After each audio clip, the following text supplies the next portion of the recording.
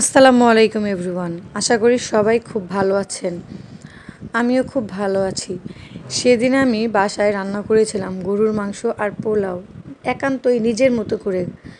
আর সেটা রান্না করতে করতে আজকে আমি আপনাদের সাথে কিছু কথা শেয়ার করব। আচ্ছা, আপনাদের কি মনে হয় স্বামীর মতো স্বামী হলে স্ত্রীরাও কি নিজের পায়ে দাঁড়ানোর ঠেকা পড়তো? আজকের সমাজে অনেক নারী নিজেকে গড়ে তুলছে, কেরিয়ার করছে, স্বপ্ন নিয়ে বাঁচছে, কিন্তু তাদের সবার গল্পই কি শুধু স্বপ্ন পূরণের আনন্দ থেকে শুরু হয়? না, অনেকের গল্প শুরু হয় বেঁচে থাকার লড়াই থেকে। একজন নারী যখন বিয়ের পর নিজের সংসার, ভালোবাসা আর স্বামীর পাশে একনিষ্ঠভাবে দাঁড়ায়, তখন তার একটাই আশা, সে চায় স্বামী হোক তার আশ্রয়, তার নিরাপত্তা, তার আত্মার বন্ধু। কিন্তু যখন সেই স্বামী দায়িত্বে অবহেলা করে, বোঝে না তার অনুভব, অবমূল্যায়ন করে তার শ্রমকে, তখনই নারীকে বাধ্য হয়ে নিজের পায়ে দাঁড়ানোর কথা ভাবতে হয়। তাকে নিজের উপার্জনের পথ খুঁজতে হয়, নিজের অস্তিত্ব রক্ষা করতে হয় নিজের সন্তানদের জন্য। কোনো স্ত্রী নিজের স্বাধীনতা চাইলে সেটা গর্বের বিষয়, কিন্তু যদি নিজের পায়ে দাঁড়াতে হয় কেবল নিরাপত্তাহীনতা, অবহেলা বা একা যুদ্ধ করার জন্য, তবে সেটা ব্যর্থতার প্রতিচ্ছবি। তবে এই ব্যর্থতা কিন্তু তার নয়, বরং সেই স্বামীর, যে সঙ্গী হয়ে উঠতে পারেনি। স্বামীর ভূমিকা শুধু কি উপার্জন পর্যন্তই?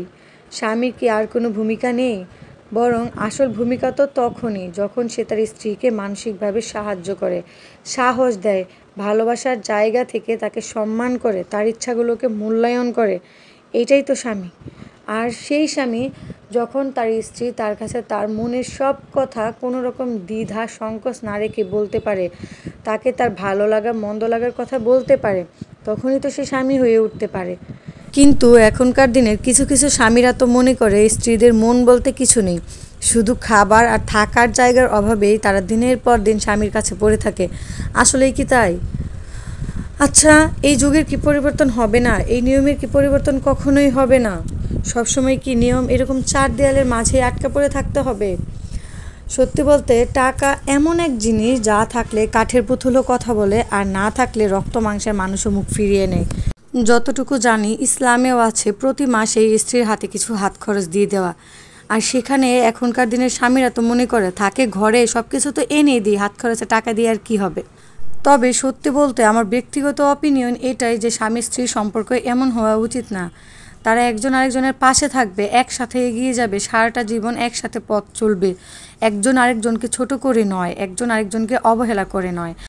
তো এই ছিল আমার সেদিনের রান্নার টুকিটাকি ভিডিও। আমার কথাগুলো ভালো লাগলে অবশ্যই জানাবেন, আর যদি ভুল ত্রুটি হয়ে যায় তাও জানিয়ে দিবেন। সবাই খুব ভালো থাকবেন। আল্লাহ হাফেজ।